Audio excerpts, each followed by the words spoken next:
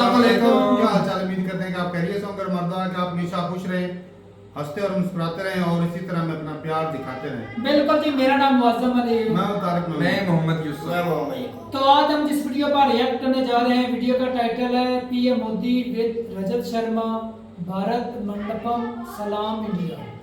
तो देखते हैं वीडियो और अपना बयान कर देंगे। कौन हम करते हैं 3 2 1 वीडियो स्टार्ट। उन्होंने आपके काम के बारे में अलग अलग जगह, और ये सोशल मीडिया पर सब अवेलेबल है, बहुत वायरल हुआ है, ये एक बार मैं आपको दिखाना चाहता हूँ। मोदी जी पसंद है? अरे लीजिए, वो कहे वाली बात है। सबसे बेस्ट काम कर रहा है, सबसे उन्नति हो रहा है देश का। मोदी अच्छा नहीं तो और कौन अच्छा है? इतना पार्टी आया, इतना गया, कोई देश का भलाई किया? वो जब तक रहेंगे तब तक देश चलाएंगे। बैठ दिया, अच्छा, लैट्रिन दी, पानी दिया, पेंशन दी, वोट देता है मेरे को। अच्छा, वोट तो दोगे? वोट देंगे जरूर, ब्लाक में देंगे। अच्छा। चाहे आप कुछ ना मिला। अरे हम कहिए नहीं कि योगी मोदी के लिए काम ऊपर होगा, खाना हम देखा दूसरे के वोट कहीं के दे, हमें खाएगा देना, पैसा देना। सच्चो? सब का झूठे। घर हमारा बना दिया, अच्छा, शौचालय हमारे बना दिए, 500 रुपए पिलसा दादा हमारे। और क्या भाई, वहाँ तो मोदी है, मोदी रहेगा जब तक मेरी जिंदगी। और क्या, ऐसी सरकार तो आई नहीं जैसी सरकार है भाई।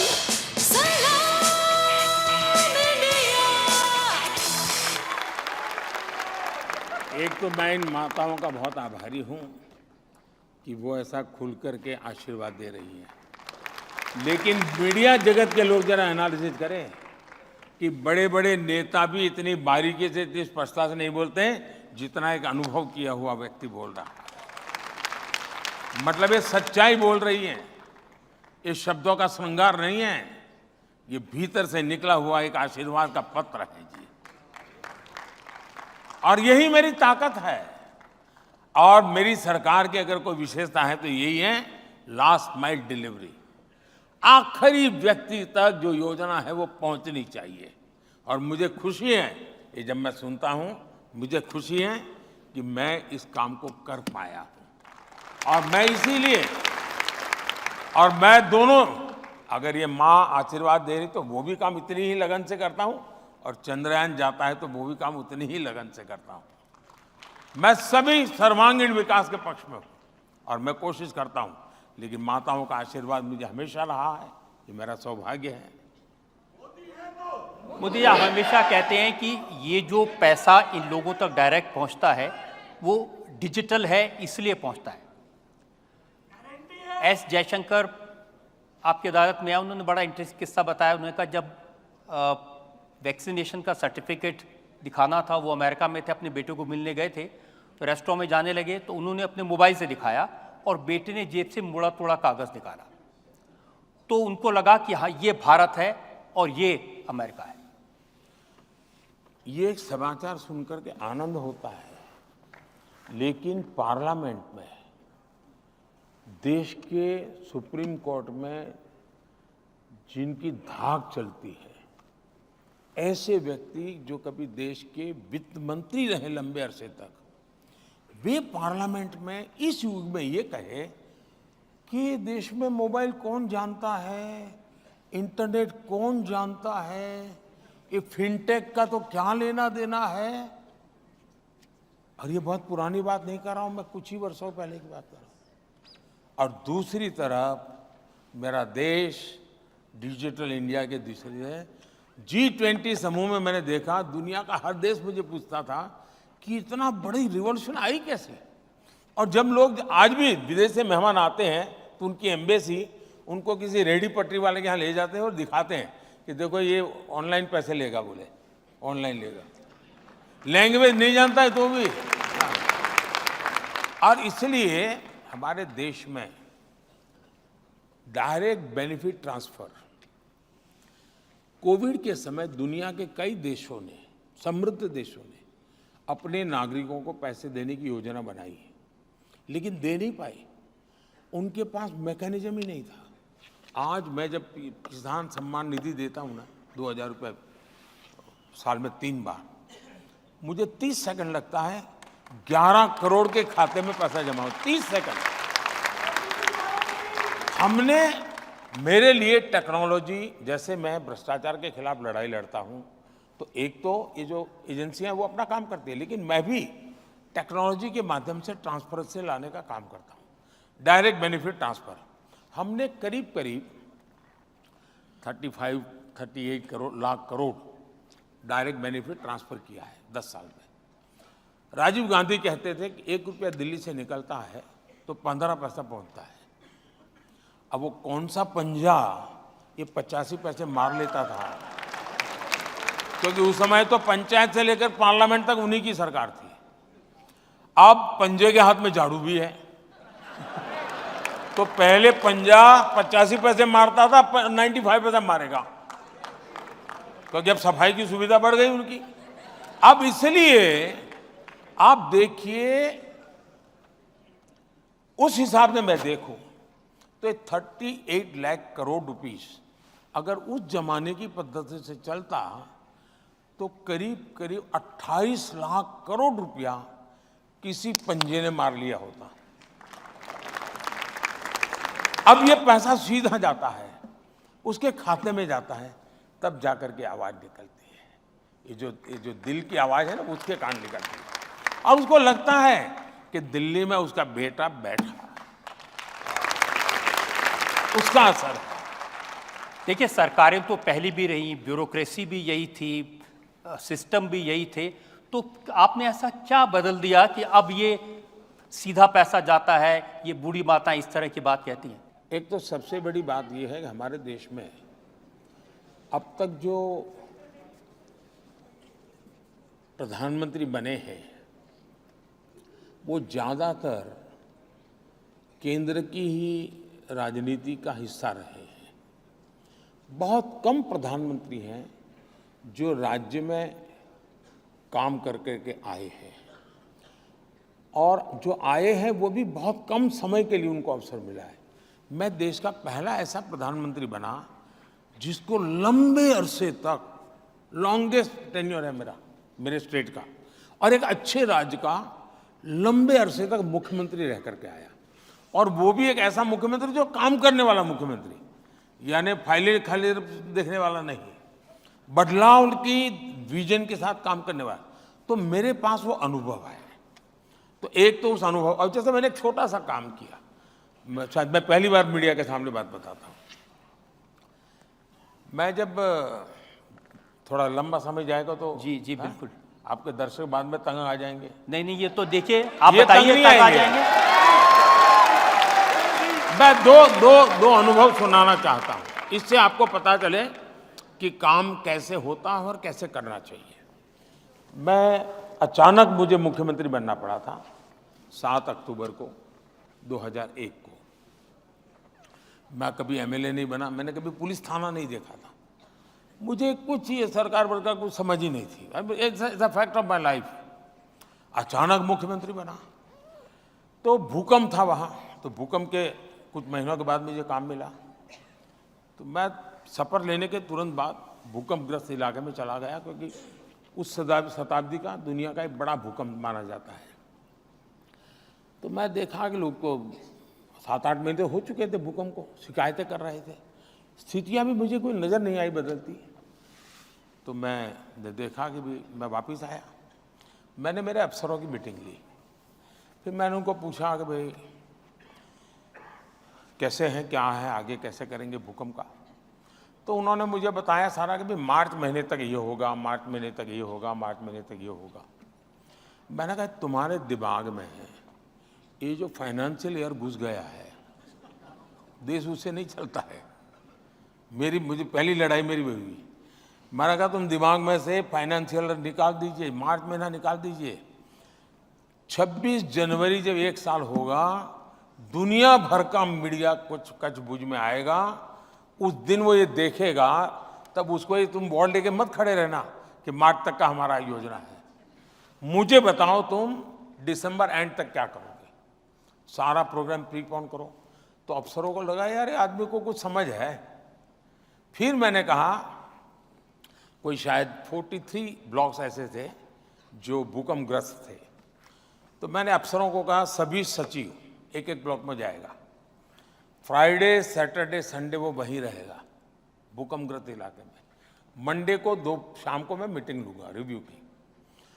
और जो ब्लॉक में आप जाएंगे, आप ये मान के चलिए कि आप उस ब्लॉक के चीफ मिनिस्टर हैं, आप ही चीफ मिनिस्टर हैं, करके आओ। मैंने कहा अब ये गए, वापिस आए, मैंने मीटिंग ली। बोले साहब ये तो हो ही नहीं सकता। मैंने कहा क्यों? ये बोले हमारा नियम ऐसा है। मैंने कहा नियम किसने बनाया? बोले हमने बनाया। क्यों? एयर कंडीशन का करके बनाया था। जमीन पे जाकर के आया, उनको पता चला सरकार के बने हुए नियम ही जनता के खिलाफ थे। मैंने कहा ना आप ब्लॉक के सीएम हैं, मुझे बता के आप कैसा सीएम मेरा काम करता है बताओ। उन्होंने फिर सारे नियम बदले, रेगुलेशंस बदले और उनको लगा कि प्रैक्टिकल होना पड़ेगा। और सचमुच में दिसंबर एंड तक इतना बढ़िया काम हो गया। और मैंने जनवरी में आकर के दिल्ली में प्रेस कॉन्फ्रेंस की थी। मैंने दिल्ली में दुनिया के सभी एम्बेसीज को बुलाया था, क्योंकि सभी देशों ने मदद की थी गुजरात को। और मैंने देखा कि 22 जनवरी से दुनिया भर का मीडिया वहां पहुंचा हुआ था। और आप मीडिया देख लेना, सिवाय तारीफ कुछ नहीं है उसमें, सिवाय तारीफ कुछ नहीं है। तो गवर्नेंस को कैसे, वही ब्यूरोक्रेसी, वही नियम, वही चल। फिर मैंने यहाँ आया तो क्या काम किया वो दूसरा बताता हूँ। मैंने सारे सचिवों की मीटिंग की। ये सब बड़े बड़े लोग हैं, मेरे जैसे तो सैकड़ों नेताओं को देख चुके हैं। कई लोग तो ऐसे जो 2-2, 4-4 प्रधानमंत्री देख चुके हैं। तो उनके लिए तो ये सब चना ममरा होता है, ये हकीकत है। तो मैंने मीटिंग की। मैंने कहा भाई ये काम करना है। आप लोग जब मसूरी से निकले होंगे, पहली पोस्टिंग जो आपकी हुई होगी आईएएस का, घर में बड़ी आईएएस बढ़ गया वगैरह, मगर पहली जहां नौकरी की थी, जो छोटा सा एरिया रहा होगा जहां आपको भेजा गया होगा, मैंने कहा कि आप वहां वापस जाइए, उसी गांव में जाइए, हो सके तो पूरे परिवार को लेके जाइए। और उस समय कहाँ रहते थे, दफ्तर कैसा था, उस समय गांव कैसा था, ये सारा अपने परिवार को दिखाइए, खर्चा सरकार करेगी। और आकर के मुझे बताइए कि आप वहां से यहां पहुंच गए, जिस गांव को आप छोड़ के आए था वो कहां? मुझे कोई क्लास नहीं लेना पड़ा, सबने आकर के कहा कि साहब हमारी आंखें खुल गई। हम 30 साल पहले जहां गए थे वहां तो वैसा का वैसा हालत है, हमारी जिंदगी तो बदल गई, हमारे बच्चे तो दुनिया में पहुंच गए, वो वही है। मैंने कहा किसने बनाई नीतियां? तो मैं उनको रियलाइज करवाता हूं, मैं उनको मोटिवेट करता हूं। इसलिए सरकार वही, दफ्तर वही, फाइल वही, कानून वही, नियम वही, लेकिन अगर थोड़ा तरीका बदल दें तो स्थितियां बदली जा सकती है, और वो मैं बदल रहा हूं। मेरा पहला अनुभव दिल्ली में ब्यूरोक्रेसी को तब आया जब मैं प्रधानमंत्री जनधन स्कीम लेकर के आया। और मैंने तय किया कि भाई बैंकों का नेशनलाइजेशन हुआ था, गरीबों के लिए बैंक के दरवाजे खोलने के लिए। इंदिरा जी के भाषण सुन लीजिए आप। और सारी बैंकों को उन्होंने रातों रात जब्त कर लिया था। मैंने यहाँ देखा कि 50% इस देश के लोग ऐसे हैं कि जिन्होंने बैंक का दरवाजा ही देखा नहीं है। अब वो कौन है? SC, ST, OBC वही समाज है। मैंने कहा हर एक का मुझे बैंक अकाउंट खोलना है। तो सब बैंक वालों ने कहा साहब कुछ तो उन्होंने पूंजी डाली। मैंने कहा उनके पास एक पैसा नहीं है, बिना पूंजी डालना है। तो फिर बोले कहा स्टेशनरी का खर्चा होगा। मैंने कहा स्टेशनरी का खर्चा हम सरकारी बजट से देंगे, लेकिन मुझे खाते खोलने। लेकिन बोले साहब हम घोषणा कर देते हैं, जो भी आएगा। जो आएगा नहीं, ढूंढना है, किसका खाता नहीं खुला उसके घर जाना है, ढूंढ के लाओ। खैर मैंने सब बताया। हमारे अरुण जेटली जी फाइनेंस मिनिस्टर थे, अब वो यहीं से पले बड़े थे, आप ही के बीच में, तो उनकी दुनिया तो अलग ही थी। तो उन्होंने कहा मोदी जी सब नीचे तक। मैंने कहा ऐसे नहीं भाई, मैं हर हफ्ते मीटिंग लूँगा। और मैं कहा आपको भी बैठना होगा। तो करीब 30-40 अफसरों को हर हफ्ते मैं बुलाता, तो बताओ भाई आज कितने अकाउंट खुले, कौन सी बैंक का कितना पा। अरे बोले साहब प्राइम मिनिस्टर कैसे करता है? मैं कहा ये प्राइम मिनिस्टर ऐसा ही है। और पहली बार भारत सरकार के अधिकारियों को पता चला कि काम करने वाली सरकार का मतलब ये होता है। और फिर मैंने बैंक के लोगों से बातें की। मैं एक एक ब्रांच को फोन करता था जी कि भाई बताओ तुम्हारे यहाँ काम क्यों ढीला है। कोई अच्छा करता तो उसको फोन करता, यार तुमने बड़ी मेहनत की, तुम्हारे इलाके के तो सारे बैंक अकाउंट खुल गए, कैसे किया। तो मैं करीब 3 महीने उसमें लगा रहा और आज मुझे गर्व है कि मेरे देश के हर गरीब का बैंक में अकाउंट है जी। और उसके कारण ये डायरेक्ट बेनिफिट ट्रांसफर हुआ है जी। अगर वो न होता, अच्छा जब मैं पहले खाते खुलवाता था लोगों को लगता था यार मोदी जी के दिमाग में किसी ने भर दिया है। उनको मालूम नहीं है कि मोदी की डिजाइन बहुत लंबी होती है। उस समय सिर्फ खाते खोलता था, मैं आज उसकी जिंदगी बदल रहा हूं उसके माध्यम से। और आज लाखों करोड़ रुपया बैंकों के उनके नाम पे जमा है जी, जो कभी बेचारे घर में अनाज के अंदर छुपा करके रखते थे पैसे, और कभी पति की आदत, ये दिल्ली जैसी सरकार हो किसी को शराब पिलाने की आदत डाल दी हो तो वहां से वो पैसे भी मार लेता था। तो मैंने कईयों की जिंदगी बचाई है जी। उन्होंने तो अच्छा किया था, एक के साथ एक बोतल फ्री। इसका कारण है कि उनको हर बोतल पे पैसा कमीशन मिलता है। भ्रष्टाचार उनका बोतल पे है और इसलिए वो फ्री देने में कमीशन उनका तो पक्का है। वो ये कहते हैं कि बाकी जगह तो नोटों की गड्डियां मिलती हैं, मेरे यहाँ एक चवन्नी भी नहीं मिली। ऐसा है कि वो अफसर रहे हुए, इसको मालूम है कि सरकार किस प्रकार से करती है, तो उन चीजों की वो तो घेराबंदी कर ही लेंगे। जो अनुभवी चोर रहता है ना उसको बड़ी सुविधा रहती है कि जो सरकार में रहा हुआ अफसर होगा उसको मालूम होगा ईडी ऐसे जाएगी, सीबीआई ऐसे जाएगी, पर इतनी चीजों को चौक चौकन कर लीजिए फिर प्रॉब्लम नहीं होगा। ये सोच के रखता है जी। जैसे आप लोग हैं इतने सालों, कोई भी पॉलिटिकल लीडर आएगा तो आप आराम से तय कर सकते हैं कि ऐसा करेगा।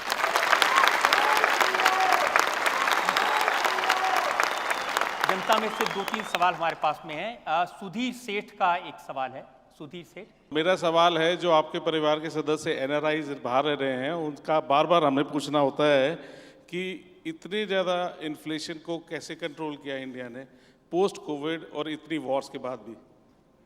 वो कह रहे हैं कि जो दूसरे मुल्क हैं वहाँ जो लोग रहते हैं वो इनको कहते हैं कि भाई हमारे यहाँ तो इतनी महंगाई है, यूरोप में, अमेरिका में, ये मोदी जी ने कैसे कंट्रोल करके रखा है।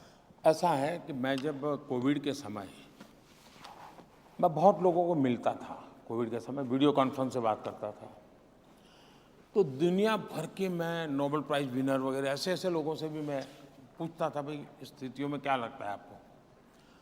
और मुझे, और यहाँ आपने देखा होगा जो लोग आज उद्योगपतियों को गाली देते हैं उन लोगों ने कोविड के समय बयान है कि आप उद्योगों को पैसे दो, उनके बयान है। उनके थियरी ये था कि नोट छापो और नोट बांटो वरना देश बचेगा नहीं। अब ये एकेडमिक वर्ल्ड के ये इकोनॉमिस्ट लोग थे, नोबेल प्राइज विनर लोग भी मुझे आकर के भी मिलते थे। मैंने कहा मैं ऐसा कुछ नहीं करूँगा, मैं न नोटें छापूंगा न मैं नोटें बांटूंगा। ये एक निर्णय मैं करी दूरी दुनिया में शायद मैं अकेला इंसान हूँ जिसने इतना बड़ा कठोर निर्णय किया। मैंने कहा मैं बांटूंगा तो अनाज बांटूंगा, मेरे गरीब के घर का चूल्हा जलता नहीं, वो भूखा नहीं रहना चाहिए, बाकी सब संभालूंगा।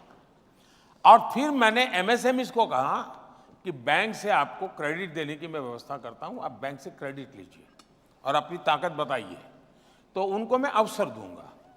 उन सारी नीतियों का क्यूमुलेटिव इफेक्ट ये हुआ कि मेरे यहाँ जो नोटों बांटने के कारण जो इन्फ्लेशन की स्थिति बनती है, मेरा देश उस चक्कर में नहीं फंसा। ये अचानक नहीं हुआ है, एक के बाद एक कदम लिए हैं जिसका परिणाम है। और इन कदमों के पीछे कोई एकेडमिक इकोनॉमिक्स मुझे काम नहीं आ सकता है। मेरा 13-14 साल का मुख्यमंत्री के नाते जो अनुभव है वो मुझे काम आया है। मैं आपको हैरानी होगी जान करके, हिंदुस्तान में शायद नेशनल लेवल पे मैं अकेला एक ऐसा लीडर हूं, शायद, मैं शायद कह रहा हूं, जिसने इस देश के कम से कम 90% डिस्ट्रिक्ट्स में रात्रि मुकाम किया है। इस देश के 90% डिस्ट्रिक्ट में रात्रि मुकाम किया हुआ मैं इंसान हूं, दरी पर सोकर के निकला हुआ इंसान हूं। और इसलिए मुझे जमीनी चीजों की समझ है और यहां मेरे पास इंफॉर्मेशन के रिसोर्सेज है। इन सबको जब मिलाकर के मैं निकालता हूं उसमें से एक पॉलिसी बनती है और उसका परिणाम है कि आज इंदिरा जी के समय सबसे ज्यादा इन्फ्लेशन था हमारे देश में। मनमोहन सिंह के समय आज से भी ज्यादा इन्फ्लेशन था। इतना ही नहीं, अगर लाल किले से पंडित नेहरू का एक भाषण आप यूट्यूब पर जाएंगे, मैं चाहूंगा कि ये गूगल गुरु वाले जितने विद्यार्थी हैं वो जरा यूट्यूब पर जाकर के देखें। पंडित नेहरू का लाल किले का भाषण है और लाल किले के भाषण पे वैसे आप इंदिरा जी का भाषण सुनिए, नेहरू जी का सुनिए, राजीव गांधी जी का सुनिए, मनमोहन सिंह जी का सुनिए, इन सब के भाषण में एक चीज कॉमन है। एक, गरीबी हटाओ, दूसरा महंगाई, इन सब के भाषण में है, लाल किले से। और कारण क्या दिया नेहरू जी ने? नेहरू जी ने कारण ये दिया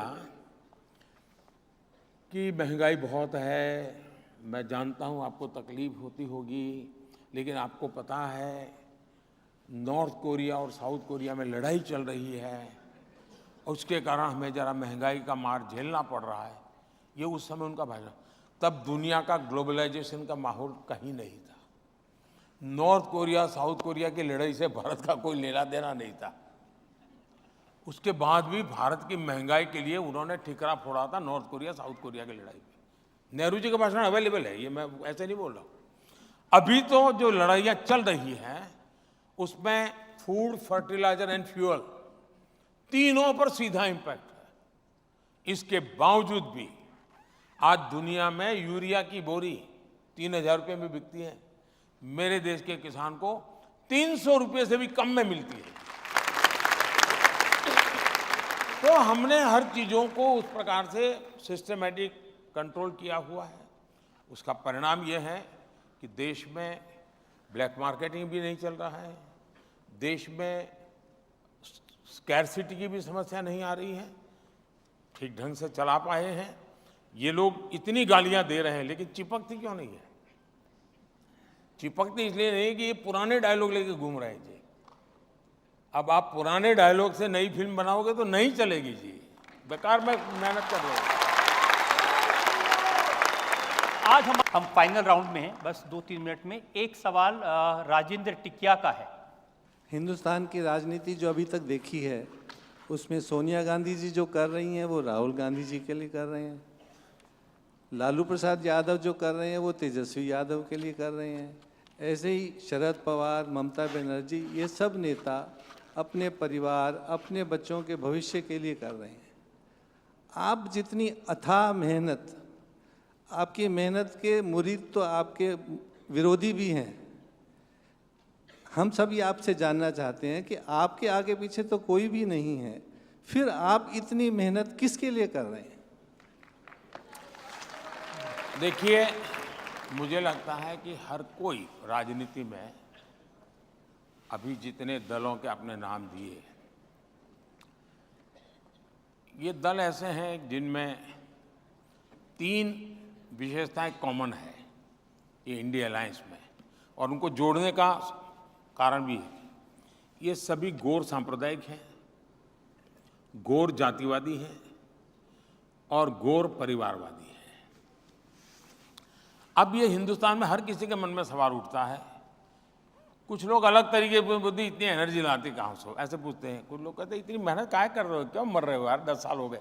मुझे एक नेता मिलने आए थे एक बार, बहुत बड़े लीडर, पहली टर्म में मेरे आखिरी 5वां साल था। बोले मोदी जी प्रधानमंत्री बन गए, इससे आगे क्या होता है दुनिया में, इतनी मेहनत क्यों करते हो, ऐसा मुझे कहा था। क्योंकि उनके एक ही प्रकार की सोच में से देश की राजनीति चली है। मैं समझता हूं कि सब लोग काम कर रहे हैं, मैं भी काम कर रहा हूं। वे भी अपनी आवश्यकता के अनुसार मेहनत करते हैं, मैं भी अपनी आवश्यकता के अनुसार मेहनत करता हूं। वे भी अपने परिवार के लिए करते हैं, मैं भी अपने परिवार के लिए करता हूं। उनके परिवार में 5-6 लोग हैं तो उनको 5-6 लोगों के लिए मेहनत करनी होती है, तो उतने घंटे में चल जाता है। मेरे परिवार में 140 करोड़ है तो मुझे ज्यादा मेहनत करनी पड़ती है। अगर मेरे परिवार में भी 5-6 होते तो मुझे भी कुछ नहीं करना, इधर से 2-4 इंटरव्यू दे देता, रजत शर्मा को जरा चाय पिला देता, मेरी गाड़ी चल जाती। लेकिन मैं 140 करोड़ मेरे परिवारजन के लिए जीता हूं और इसलिए मेहनत भी करता हूं। उनकी जिंदगी, उनके सपने, और मैं कहता हूं आपके सपने, ये मेरा संकल्प है और मेरा पल पल आपके लिए है, मेरा पल पल देश के लिए है। और इसलिए मैं कहता हूं कि 24/7 फॉर 2047। मोदी जी, एक क्योंकि चुनाव का वक्त है, तरह तरह के प्रेडिक्शन और दावे किए जा रहे हैं, क्या क्या दावे कर रहे हैं लोग, वो एक बार मैं दिखा देता हूं। ये मेरा फाइनल सवाल होगा। चुनाव ज्यादा से ज्यादा स्टेट्स में खत्म हो गया है। पिछले 4 फेजेस के परिणाम साफ है और नरेंद्र मोदी जी चुनाव हार रहे हैं। आने वाला दिन में तो बोलना है कि मोदी बाबू का सरकार को एक्सपायरी डेट हो गया है। जो 74 की बातें करते थे, अब उन्हें सोचना पड़ेगा कि उनका खाता कहां खुलेगा। एक के अलावा मुझे नहीं लगता कोई खाता खोल पाएगी। आम आदमी पार्टी के 7 सांसद भारी बहुमत से जीत रहे हैं। हमारे जितने भी सर्वे आ रहे हैं, बस इसमें एक ही प्रॉब्लम है, ये 2019 के वीडियोस हैं। आप एक काम अच्छा किया 2019 की जगह, मैं तो कहता हूँ आप 2014 के निकाल दीजिए, यही डायलॉग है। 2019 के निकाल दीजिए, यही डायलॉग है। और 2024 में भी वही डायलॉग चल रहे हैं। और जनता ने भी अपना मिजाज वैसा कि वैसा रखा है कि इनकी शब्दों की कोई असर उन पर नहीं है। और निराशा है तो पहले वो कहते थे कि मोदी 400 पार आंकड़ा कैसे दे सकता है, मतलब कि उसने ईवीएम में कुछ गड़बड़ किया है। अब मैं उनको पूछता हूं कि तुम आंकड़ा कहां से देते हो, तुमने वो कौन से ईवीएम को पकड़ा है, बता। अब देखिए, उनको आपने देखो, गंभीर से गंभीर पेशेंट आएगा ना तो भी डॉक्टर कहेगा नहीं चिंता मत करो, ठीक हो जाओगे। तो उनको अपने कार्यकर्ताओं को जरा दौड़ाने के लिए, मीडिया में जगह बनाने, कुछ तो करना पड़ेगा। नहीं, अब इतना भी न कर दे भाई। अब 4 जून के बाद बेचारे परेशान हो जाएंगे। 4 जून तक तो जिंदा रहने दो। 4 जून की बात नहीं, अब आपने कहा 2047 तक, तो कह रहे हैं मोदी जी ने बड़ा लंबा प्रोग्राम बना दिया, ये तो कहीं जाने वाली नहीं 47 तक। ऐसा है कि मैं अभी भी मानता हूं कि ईश्वर ने मुझे किसी विशिष्ट काम के लिए भेजा है। परमात्मा ने मेरे लिए किसी पर्पज के लिए भेजा हुआ है, वरना मैं जिस जिंदगी से निकला हूं वहां आने का कोई लॉजिक ही नहीं बैठता जी। कोई रास्ता नहीं जो मुझे यहां ले आए। ईश्वर ने ही इस काम के लिए मुझे कहा है, मुझे भेजा है, और मेरा मार्गदर्शन भी परमात्मा स्वयं कर रहे हैं। मुझे रास्ता भी परमात्मा स्वयं दिखा रहे हैं। परिश्रम का, पुरुषार्थ का, पराक्रम का जो जज्बा है वो भी परमात्मा स्वयं की कृपा से मिलता रहता है, और उसी को लेकर मैं करता हूं। और मुझे पक्का लगता है कि विकसित भारत 2047 तक का टारगेट ये भी ईश्वर ने ही मुझसे करवाया है, और जब तक पूरा नहीं होगा वो मुझे वापस नहीं बुलाएगा। और आज दुनिया में कहीं और जगह नहीं है मेरे लिए, यही है। क्योंकि हिंदुस्तान को दुनिया के लिए भी कुछ करने के लिए देश का, आप अगर विवेकानंद जी को पढ़ा होगा, श्री अरविंद को पढ़ा होगा, भारत सिर्फ एक देश नहीं है, भारत एक पर्पज को लेकर के देश है जो विश्व कल्याण उसके ही हाथों से होना है। मोदी जी, आपके लिए एक व्यूअर ने 4 लाइनें लिख के भेजी हैं। इन्होंने लिखा है, मैं दिया हूं, मेरी दुश्मनी तो अंधेरों से है, हवाएं खामखा मेरे खिलाफ हैं। मैं दिया हूं, मेरी दुश्मनी अंधेरों से है, हवाएं खामखा मेरे खिलाफ हैं। हवाओं से कह दो आजमा के दिखाएं, बहुत दिए बुझाए हैं, एक दिया जला के दिखाएं। मैं बहुत बहुत आभारी हूं सबका, बहुत धन्यवाद। जो लोग प्रधानमंत्री मोदी की बात से कन्विंस हैं वो खड़े होके हाथ उठा के ताली बजा के समर्थन करें।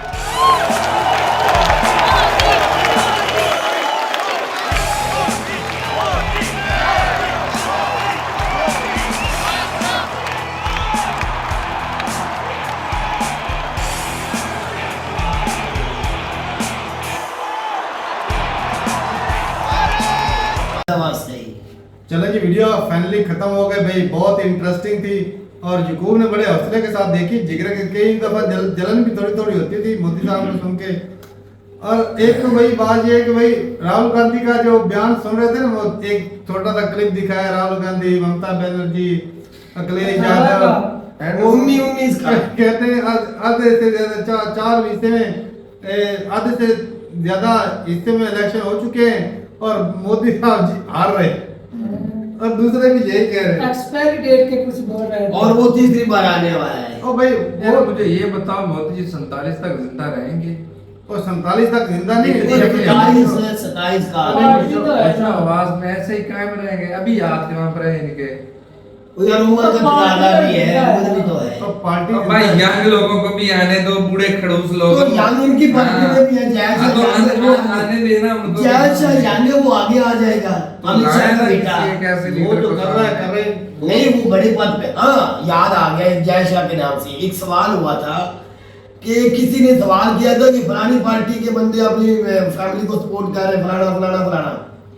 मोदी योगी इन दोनों को छोड़ दो, इससे हट के मुझे ये बताओ कि दूसरे की फैमिली को सपोर्ट नहीं किया जा रहा, जय शाह से लेके क्या दूसरे की पार्टियों में बच्चे नहीं आ रहे? मेन प्राइम मिनिस्टर तो यही है ना मामा, सबकी पार्टियां के बच्चे हैं, इनके चलो शादियां नहीं हुई। सवाल किनसे पूछा जा रहा है? लेकिन औलाद को दूसरी योगी की नहीं हुई। इसका एक दूसरा रूप भी तो लिया जा सकता है। सवाल किनसे पूछा जा रहा है? मोदी साहब तारक साहब से सवाल ये पूछा गया, लेकिन उनकी पार्टी में तो है अमित शाह है, जय शाह। क्यों छोड़ा बीवी को? कौन? वो भी तो फैमिली मेंबर ही थी। उन्होंने भाई साहब 140 योग करोड़ लिया, जिसमें यार ये योग वाला चूरन तू अलग से दे देता है। योगी ने लिया हुआ है, इन्होंने नहीं लिया हुआ है। ये तो है ही ना पंडित योगी ने, चलो पंडित भी है, ये इसका नाला नहीं, उसका बहस करने नहीं तू तो बड़ा वे इसमें मायर है। मैं इसलिए बोल रहा हूं, इसका भाई पता नहीं, मुझे जरूरत है। लेकिन मैं एक भाई से बात, अच्छा योग ले लेते हैं, अभी बात हो रही है ना, भाई से बात होती है या भैया से बात होती है। इनके धर्म में तो ये ना तलाक भी नहीं देते। बिल्कुल, तो उन्होंने तो दिया तलाक। अच्छा नहीं जी, वेरी गुड, यही मैं आपको तो फिर उसकी जिंदगी का क्या हाल है? वैसे ही ना वो किसी और की हुई ना इनकी हुई, उनकी जिंदगी तबाह बर्बाद हुई। वो बेचारे किधर जाए? ऊपर रूल पड़ रही तो रूल पड़ रही है, और क्या हो रहा है? जब ये हालात ही नहीं, भाई इस चीज को मानो, मानो इस चीज को, खुश है हमने योग ले लिया, तुम जाओ बाढ़ में, हमारा तुम्हारा कोई रिश्ता, कोई नाता, कोई भाई रिश्ता। और फैमिली 140 करोड़ है, उनके लिए मुझे बहुत मेहनत करनी जो हमारी साहब उसके लिए 140 में वो नहीं आती बेचारी। जो भी है ना कॉम्प्रोमाइज हुआ आपस में, वो जिंदगी जिंदगी छोड़ा तो है ना, छोड़ा नहीं भाई साहब उनके साथ ये तुम्हें मानना बात करने भाई, छोड़ा तो उनकी अंडरस्टैंडिंग थी। इन्होंने बोला भाई साहब मुझे देश के लिए कुछ करना है, ठीक है, मैं स्टेप लेने जाऊं, तो वो एग्री है, उससे अभी भी बात होती है। एक सवाल का जवाब दे दे, अमित शाह की बीवी है ना, बेटे भी है, उसने चोरी का मैंने योग ले लिया, सारे छोड़ दें। हाँ फिर इन दोनों के लिए जरूरी था, हर बंदे के बस की बात नहीं होती। तारा वो भी तो पूरे भारत में आती है, एक बेटी किसी की वो भी बेटी है, वो भी तो किसी की बेटी जो मोदी साहब की बीवी बनी, उसने वालदैन को छोड़ के इनकी शादी की थी। ये भी उनका पर्सनल मैटर है। क्यों पर्सनल मैटर है? अब पर्सनल मैटर हो गया। 140 करोड़ फैमिली को सीने से लगाते हैं, बीवी को छोड़। इमरान खान का नाम नहीं लेना, नाम नहीं लेना इस वीडियो में, इस मुद्दे से हटना नहीं। अब तुमने ना भाई ना कभी भी निकाल इसने अपनी फैमिली को छोड़ा, मोदी दिखाया है, क्या संभाला है? एक औरत को नहीं संभाल सका, को खाक संभालेगा। इमरान खान ने बीवी छोड़ दी, वही मिसाल कभी भी ये निकल तकरीर में कि मैं बीवी छोड़ी कभी भी मैं अपना, अगर मैं इमरान खान तुझे बयान सुना दूं बकायदा कि इमरान खान ने अपनी बीवी क्यों छोड़ी। जब ये सियासत में आ रहे थे तो लोग इनकी बीवी को गालियां तंग कर रहे थे, पाकिस्तान में कर रहे थे, उनको तंग करते थे। इसी वजह से इमरान खान ने बीवी छोड़ी सियासत में रहने के लिए। नहीं सियासत में नहीं, उसने ये कहा कि मेरी बीवी को तंग करते, उसको मैंने कहा लंदन चली जाओ बस। तो धंधा चल रही है, तलाक दे दिए। और वो तो कहता था जब कुछ साल गुजरे भाई वो भी सियासत उसके के सारा कुछ वो है, मैं मानता हूँ सियासत में वो भी है इलहाम, ये भी नहीं बना लोग जो भाई टॉन्ट करते थे कि यहूदी है भाई साहब, यहूदियों से तो पाकिस्तान को वैसे चिढ़ है। लेकिन उसे कलमा पढ़ाया था, वो आज भी मुसलमान है, उसकी भी कोई नहीं, आज भी उसने मुद्दे से पिछला दिया तुझको हाँ, भाई बिल्कुल, साहब। ये मुद्दे से करेगा, और कुछ ये भी वही मुद्दा है। अच्छा, खान ने भी वही किया है। तो किया तो फिर खान और मोदी में कोई फर्क हुआ? बिल्कुल फर्क है। पांचवी कानून विभाग की भी अपनी हालत साहब की बीवी आज भी कभी कभी मीडिया पे आती है, उन्होंने कभी इस बात की रोना नहीं रोया कि भाई मोदी ने मुझे छोड़ दिया, मेरे साथ जाते की। तो उसने कभी अंडरस्टैंडिंग थी, उसने कभी रोया है? आपको जुमैमा ने कभी रोया मुझे इमरान खान ने छोड़ दिया है? तो तलाक दे दिया और क्या होता है? जो रिश्ते खत्म कर दिया है। कितनी बार मीडिया ने पूछा आप उनसे मदद ले लो, पैसा ले लो, उसने कहा मैं हराम समझता हूँ, 1 रुपया अपने बेटे उसके घर में रहना हलाल है, उससे पैसा करना नहीं ले हराम है। सकता क्योंकि वो अलग मुझसे हो गई है। अच्छा भाई बाकी और ये चूरन है और- 140 करोड़ वाला, क्यों हर कोई भाई? अपने के लिए जी रहा है, अपनी सियासत कुर्सी के लिए कर अमित शाह भाई पूरे भाई मुल्क साहब को पूरे चलाता इंडिया है। को ये बात बुरी लगेगी, लेकिन ये सियासी बयान है बिल्कुल और सियासी सियासत है। के लिए कर रहे हैं। परिवार बाकी फिर सारी दुनिया छोड़ सियासत दो, के लिए छोड़ दिया है। सारी दुनिया ही छोड़ दो फिर परिवार। अच्छा प्यूटन ने नहीं पर अगर तुम्हारे ख्याल से ये सारे लोगों को योग लेना चाहिए, सारे आर्मी के जो बच्चे जवान बैठे है हैं। फिर उनको तो बिल्कुल शादियां करनी ही नहीं यार, चाहिए। सबके या बस- सियासत में अब सबके बस की बात ये नहीं होती। ऊपर से जो यार, पॉइंट बात लगा करें। देता है कि ये सबके सबके बस बस की की बात नहीं होती। फिर ये कहो कि उन 140 करोड़ में वो वतन के लिए मोहब्बत नहीं है, बस इनमें ही उनके है। बस की बात नहीं। मोदी और योगी में मोहब्बत है, वतन की और नहीं किसी में। अच्छा इससे ज्यादा मोहब्बत का क्या सबूत लेना चाहेंगे कि इतनी बड़ी इकोनॉमी हो चुकी, पूरी दुनिया में तकरीबन इंडिया हो रही है, हर कंट्री को इंडिया की इंपॉर्टेंस पता है, वो किसी और हमें उस बात का दुख नहीं है, हमें उस बात का दुख नहीं है, ये भी फंसेंगे, ये भी फंसेंगे। हमें दुख नहीं उस बात का।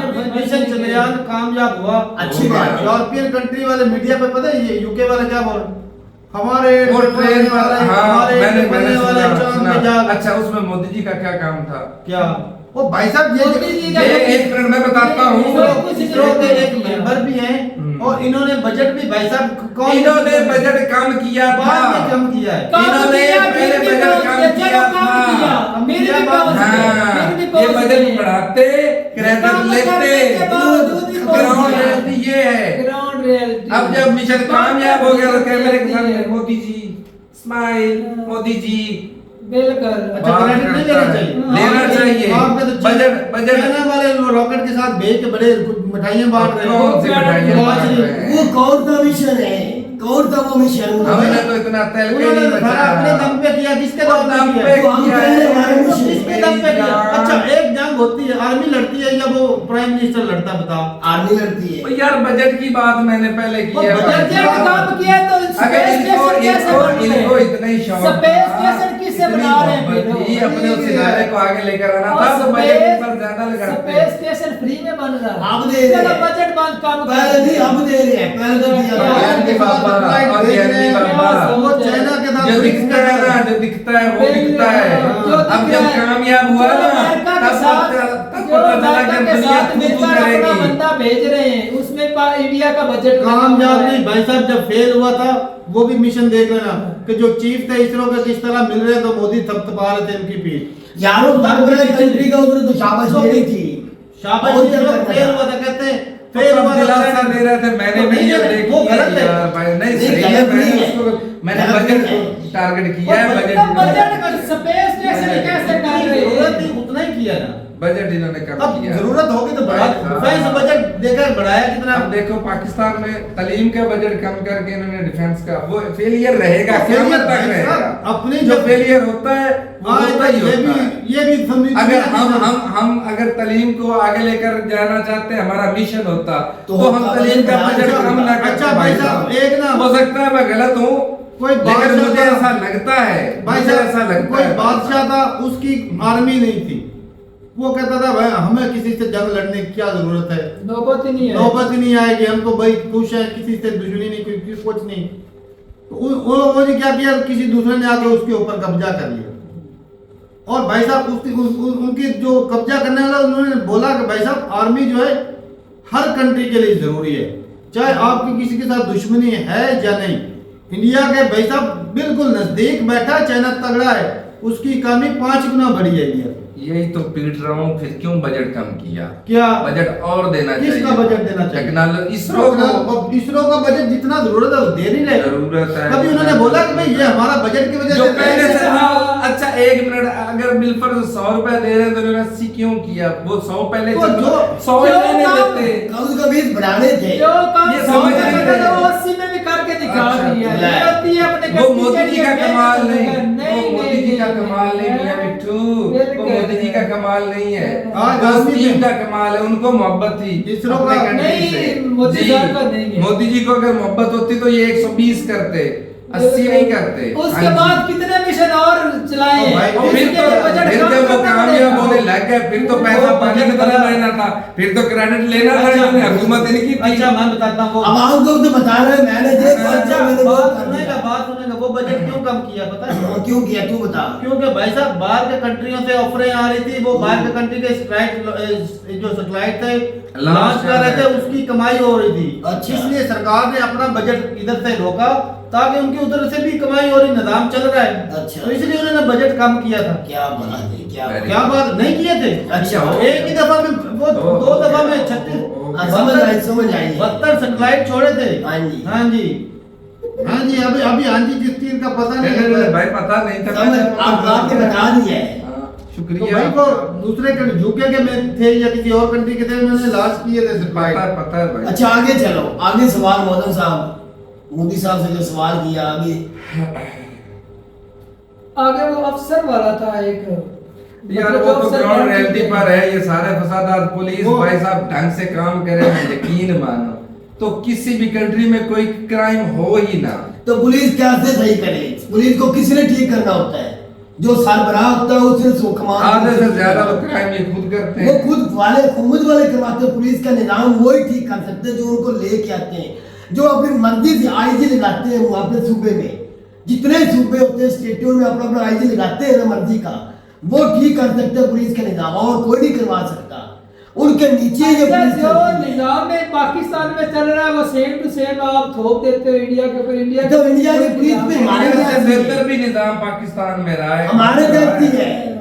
जी। ओ भाई, जो अयूब खान भी- के वक्त में उन्होंने ऐलान किया था कोई जिम्मेदार अपने डेरे पर नहीं सोएगा। हाँ जी। जिसका पशु सुबह को गुम हो जाए भाई वो मुतलका थाने से आकर एसएचओ SHO से लेगा, वो गवर्नमेंट उसको मुहैया करेगी। उस वक्त चोरी नहीं होती थी। और बिल्कुल, और नामी गिरामी जो हमारे गांव के डॉन भी थे उस समय खुद आकर उन्होंने भाई साहब हथियार डाले और अच्छा। हमें पकड़ो, अच्छा। भाई, हमें गोली नहीं खानी है। अच्छा तारक तुझे पता है एक योगी का सूबा है, उसके अंदर पुलिस बड़ी एक्टिव है, हर वक्त ही रहती है ना।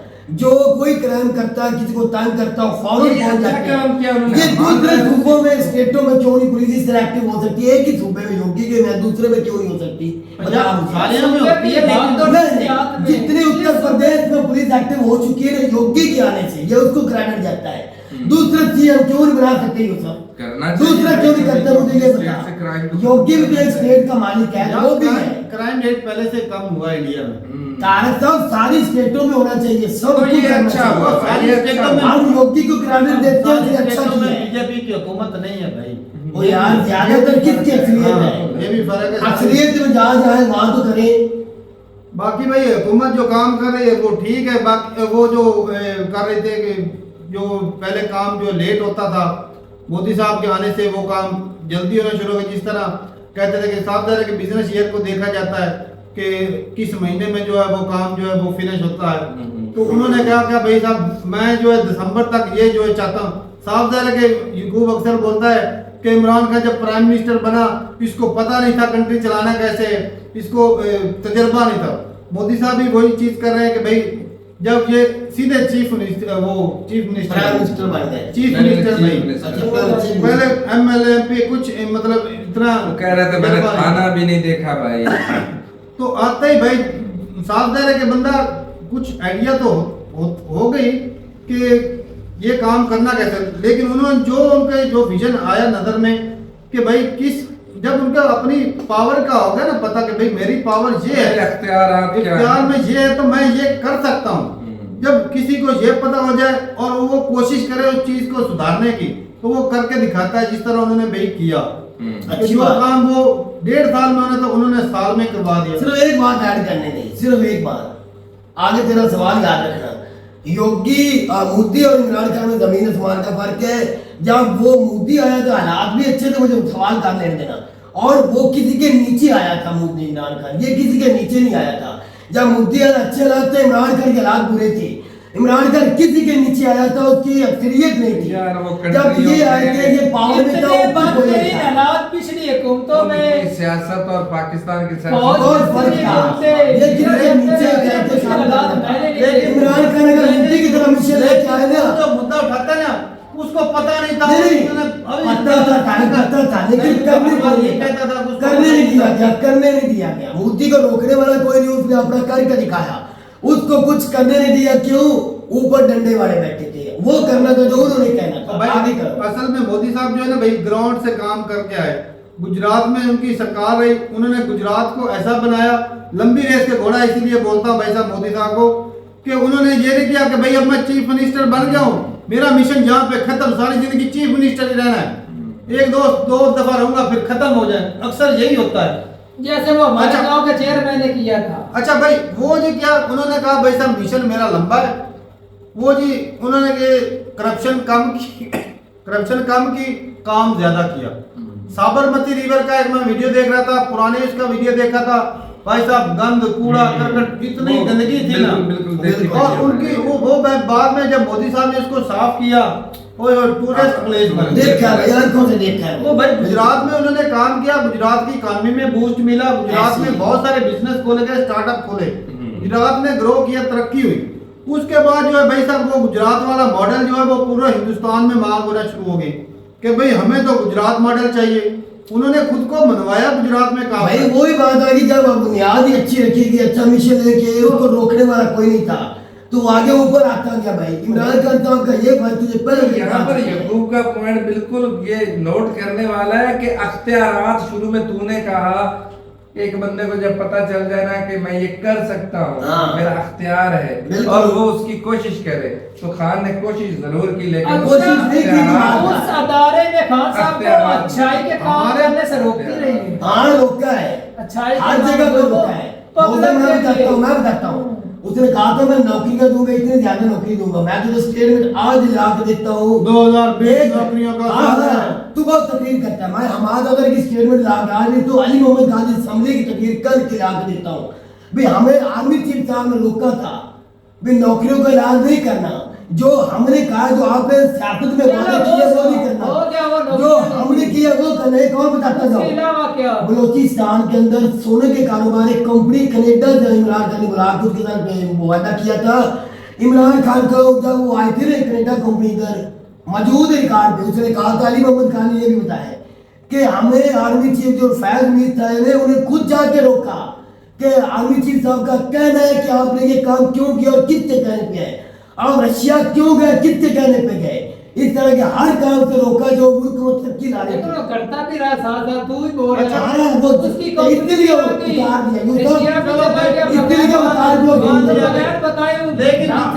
और कितना कोरोना में इमरान खान ने कंट्रोल किया, दुनिया में किसी ने कंट्रोल अच्छा मान लिया भाई, ये भी याद है, ये भी याद है।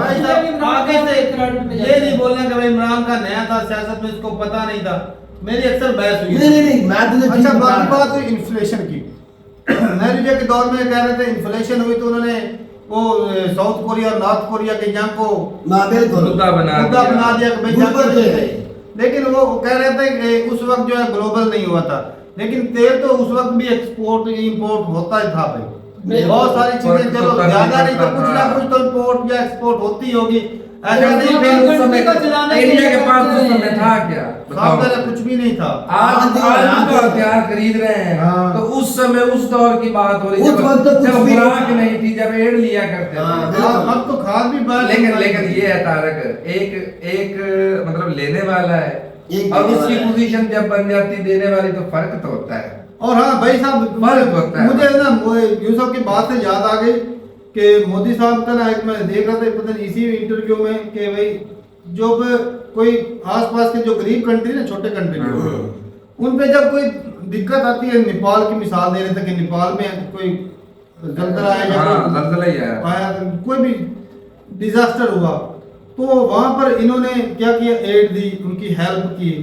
तो पहले साफ जरे के पाकिस्तान में जब आ जाता है ना, बाढ़ आ जाती है या कोई जलजला आता है, तो हमारी जो ना नजर यूरोप की तरफ होती है, वेस्टर्न कंट्री अमेरिका की तरफ होती है, ये तो खुशियां मनाते हैं भाई हमें उधर से ना हेल्प आएगी, पैसा मिलेगा। तो इंडिया ने बोला कि भाई साहब साफ जरे के जब जो बंदा देने वाला था उसकी इज्जत हमेशा ज्यादा ही रहती है। तो मोदी साहब के टाइम पे 2018 में मेरे ख्याल में के 2000 पता नहीं किस मुझे याद नहीं दिया एड, नहीं एड नहीं, वो हेल्प भी दो। अच्छा भाई वो एड वो अलग चीज होती है। अच्छा भाई बात ये है कि भाई मेरे ख्याल में 2018 से या किस साल से पहले इंडिया भी एड लेता था वेस्टर्न कंट्री से, लेकिन बाद में एड लेना बंद हो गया। अब उल्टा जो एड देना शुरू हो गया, ये अफ्रीका के कई कंट्रियों को दिया, श्रीलंका को दिया, वो ताकत में आ गए ना, कई कंट्रियों को एड अब इंडिया देता है। भाई अब जो है साफ जरा के सुपर पावर की रेस में लगा है। वो कहते हैं ना एक कहावत भी है, वैसा कुछ पाने के लिए कुछ खोना पड़ता है। तो भाई इंडिया जो है अब जो वो चौधरी जो वाला जो बनने वाला होता है ना किरदार, साफ जरा उस वक्त ही बंदा चौधरी बनता जब किसी को चीज देना शुरू करता। तो तारक ये बात ना उस दौर से इस दौर को कंपेयर नहीं किया जा सकता भाई साहब। कंट्री था भाई साहब, गोरों का लुटा हुआ था उस वक्त भाई साहब, खाने के लिए गल्ला नहीं था, भूख से लोग मर जाते थे वर्ल्ड वार 2 में। वो मेजर नहीं बता रहा था अभी, उस वक्त के अंदर हमारे बच्चे इस तरह वीडियो में दिखाई कैसे सुकड़ के बेचारे मर जाते थे भूख से। वो हालात बहुत बुरा था वाकई। उस दौर से निकल कर आना भी भाई साहब चुनौतियां भरा है। ये यूके की कुछ साल 2 साल पहले हुआ था कि उनसे इकोनॉमी नहीं संभल रही थी। एक प्राइम मिनिस्टर ने रिजाइन किया, फिर दूसरे ने किया, फिर तीसरा ऋषि सुनाक आया, ऐसे हालात थे। तो नेहरू जी और भाई साहब उस दौर में प्राइम मिनिस्टर हैं जब बिल्कुल भूख थी, डिजास्टर थे, लोगों के पास पहनने के लिए कपड़े नहीं थे, खाना नहीं था, वो दौर था। लेकिन आज मोदी सर की बदौलत 80 करोड़ लोगों को फ्री राशन दिया जा रहा है। ये कांग्रेस के टाइम की स्कीम है। वो 2 किलो 2 रुपए नहीं 2 रुपए फी किलो के हिसाब से राशन देते थे। इन्होंने मतलब कुछ पैसे इन्होंने बिल्कुल फ्री कर दिया, इन्होंने कर दिया साफ की बोरी बता रहे थे मोदी साहब 300 ये ना मौसम, ये अनाज वाली जो बात कर रहे हैं ना, ये आज इंडिया के लिए ये मैं कहता हूँ एक लानत है, यकीन माने। और जो खाद वाली बात है ना वो बड़ा पाकिस्तान में 500 रुपए 6000 रुपए की खाने को दे रहे हैं। इससे यही शो होता है कि भाई साहब 80 करोड़ गरीब हैं, गरीब लोगों वाले तरफ तो दावा करते हैं। यूरोप के अंदर मुझे ये 25 करोड़ लोगों को पेंशन गरीबी रेखा से ऊपर उठाया है। उनके पास जो चीजें हैं वो नहीं, आप ये पढ़ रहा है या तो एक तरफ से ज्यादा है, अनाज ज्यादा, इसलिए फर्टिलाइजर फ्री में तकरीबन फ्री में दे रहे हैं और अपने गरीब लोगों को दे रहे हैं। आप लोगों को उससे भी एक मिसाल है, सभी के लिए बार-बार भाई साहब मतलब ये है कि भाई जब अनाज दिया जाता है ना तो कहा जाता है भाई साहब गरीबों को दिया जा रहा है। इसको समझ नहीं आ रही। जब देते हैं 80 करोड़ को देते हैं तो भाई 80 करोड़ गरीब की कैटेगरी में आ जाता है। तो फिर मान तो मैं बात कर रहा हूँ। अच्छा भाई एक और बात मोदम बात करा, लेकिन वो देखो ना बात हो रही थी यूरिया की, हाँ यूरिया की बात 300 रुपए की। भाई साहब सवाल मेरा यहाँ पे ये उठता है कि भाई हम यूरिया की 6000 5000 की थैला कम खाद का लेते हैं और भाई हम इतना नहीं रोते। अभी तो चलो रो रहे हैं, अंदर से खून के आंसू रो रहे हैं, लेकिन भाई हैरानगी की बात ये कि क्योंकि आए दिन भाई हम भी खबरें सुनते रहते हैं कि वहाँ पे किसानों को बिजली फ्री दी जाती है जो पानी लगाने के लिए, खाद्य फर्टिलाइजर जो है वो सस्ती दी जाती है। अब खाद देख ले 300 का थैला, असल कीमत उसकी 3000 ही है, लेकिन उनको वो सस्ती 300 मिल रही है। 3000 जो है ना वो 1500 की है यूरिया, दूसरी है 12 से 1500 की डीएपी की। ये 15 में नहीं आता, हमारे 1500 सब्सिडी इतनी देती है। हालांकि यूरोप वाले जो है अमेरिका वाले कहते हैं आप इतनी सब्सिडी ना दो। बिल्कुल मैंने बोला था भाई साहब आपकी ये चीजें बाहर बिक जाती है सस्ते दामों, क्योंकि आप सस्ते दामों पैदा कर रहे हैं। अच्छा भाई कोई सवाल मेरा यहाँ पे ज्यादा डिमांड रखते हैं पैदा होता है भाई साहब, सवाल यहाँ पे ये कि आप खादें फ्री सस्ती दे रहे हो, सब्सिडी वाले दे रहे हो, बीज सस्ते दे रहे हो, स्प्रे वगैरह क्वालिटी वाले वो सस्ता है, बिजली सस्ती है, तो फिर ये सारा जब आज फंस गया। खबरें जो आती हैं किसान फांसी लेके मर मुझे पता था ये सवाल करने नहीं, लगा। मैं भाई साहब सवाल बनता है कि हर चीज सस्ती होने के बावजूद फिर किसान क्यों आते हैं? खुदकुशी क्यों करते हैं? हाँ, ये मेरा सवाल है और ये भाई। मौसम से पूछो, मौसम से लखनऊ में पूछो। क्यों बैठे हुए हैं? ये मौसम तू बता। पिछले फिर क्यों साल आते हैं? हमारे यहाँ 12,000 की यार, हमारी छोड़ दे। 4,000 का थैला था और रेट क्या था 3900। अच्छा। इस मरतबा 16,000 की लेकर डाली है फिर और रोए रेट नहीं। क्या है 2,000। फिर भी जाके नहीं रोए तो सब क्यों किसके इतनी ऊपर महंगी है? है? एक मिनट, पाकिस्तान की 16,000 की अच्छा, बोरी फिर भी लेके रोए नहीं। कोई उधर जाके कोई फिर आपके बैठा। अंदर गैरत नहीं है। इत्तेजाज में कोई नहीं किया। गैरत नहीं है। इत्तेजाज ये मुद्दे को बात नहीं, इसकी देख के गैरत की फांसी बात पर है। रहोगे वो फिर भी फांसी। अजीब बात है, क्यों मार रहे हैं? अब मुझे ये पता ही नहीं सवाल सवाल बनता का। है भाई साहब कि उनको इतनी चीजें सस्ती सरकार दे रही है, फिर क्यों मार रहे हैं? फिर भी किसान क्यों फांसी लगा के मर रहा है? और इसकी ये वजह क्या सैकड़ों है? हजारों की तादाद में हर साल मरते हैं। इसकी ये वजह तो छोटा मोटा मुद्दा नहीं भाई साहब, इसमें किस चीज का फेलियर हो रहा है? सौते जब मिल रही वो है। बताइएगा भाई कॉमर्स सेक्शन में। बाकी भाई सरकार तो अपनी तरफ से अच्छे काम कर रही है। हो सकता है भाई साहब उनकी जो फसल हो, खाद खूब सस्ती मिलती है, लेकिन उनकी जो फसल है उसका दाम ठीक से नहीं मिल रहा।